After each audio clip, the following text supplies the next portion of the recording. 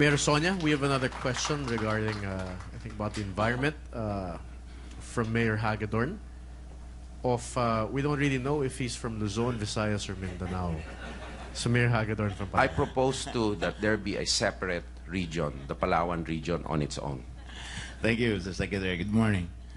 With the huge deposit of mineral deposits that we have here in our country, including Puerto Princesa and Palawan, the local government units are given a free hand only on the approval and management of small mining operations like gravel and sand and other quarries. When you become the president of our republic, will you be willing to effect reforms? Yes. Like, for example, having a joint approval of mining permits with the LGUs, co-management of the mining operations, and equal sharing on revenues with respect to the utilization of our natural resources like mining, oil, natural gas, and geothermal resources, sir? In the approval process, definitely, I feel. Because, you know, you can't have any successful enterprise where local government opposes it. Honestly speaking, maganda po sa national government, kumikita siya, pero galit naman ang local government executives, galit ang tao. And it will turn into a political issue sooner than later. So for practical purposes, not only in terms of principle, naturally a joint approval process is not only necessary, but it is desirable. Because you cannot have one enterprise successful na may nagagalit or may tumututol. Napakahirap po nun. And normally, pagka ganun po, ang nadadamay ay ang mga law enforcement authorities na inuutusan na maging boundary sa potential conflicts. Ano? Kaya payag po ako doon. Yung sharing po ng resources, depende naman po siguro sa magnitude.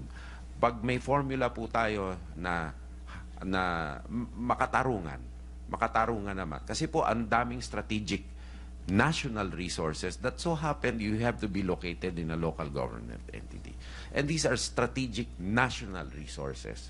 However, I don't think the country would begrudge some form of equitable sharing with the people of the locality, because there are also effects on the community, particularly if these are extractive.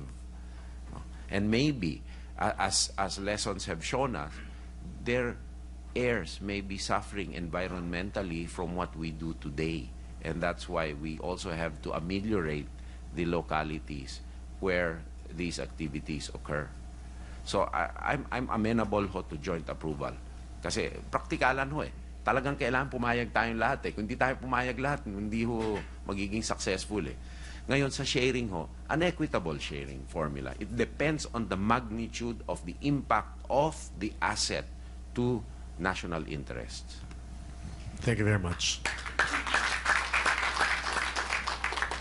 Governor Leo from Mindanao, tungkol sa mainit na topic called the pork barrel. Mr. Secretary, we will go to the issue of pork barrels. Many of the mayors and governors would like to have a share of that pork barrel, and congressmen and senators want a bigger share. And I'd like to call on Mayor Aminuddin Sumagayan of Taraca, Lanao del Sur for that question.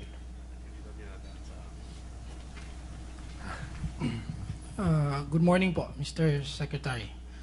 As President of the Republic, in the future, hopefully, will you continue the pork barrel system?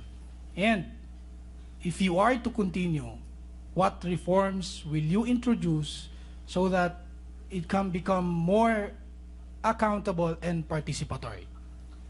As I recall, in my career in politics, there was only one president who tried to stop the pork barrel. That was President Estrada when he started, and it ended up continuing. So,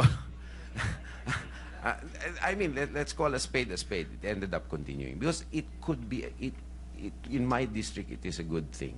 Lahat ho ng aking CDF ay dumaan sa local government executives because we had political unity in the province. And sometimes, it is an effective developmental tool that could be used. Just as long, perhaps, as you have really a prioritized list of what and what should not be done. All right. What should be done? Perhaps major infrastructure like markets, roads, and probably assistance in capacitating your municipalities, schools, if needed, water systems, and the like. No, but I would be amenable in not allowing cementing of small roads or cementing of small courts, basketball courts. But you may have to change that too, because right now, what does the incident in Typhoon Ondoy prove? That we really need covered areas, cemented covered areas with adequate toilet facilities to be used as evacuation centers.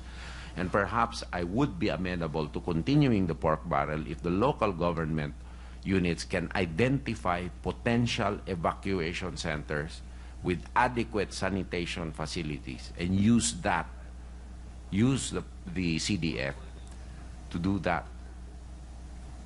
So to me, practically speaking, I don't think you can stop it. Nobody can. But we can guide the uses of the pork barrel for disaster risk management, for agricultural productivity, and for transportation and communications between and among major arteries, between and among towns, and between and among provinces.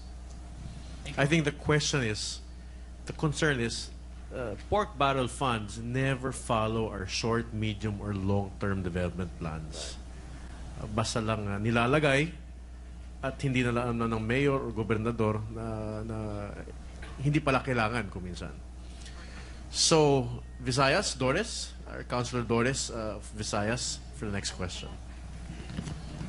Well, another question from the Visayas is about the concern for fiscal autonomy. This will be asked by a three-termer mayor and now provincial board member Fernando Corvera.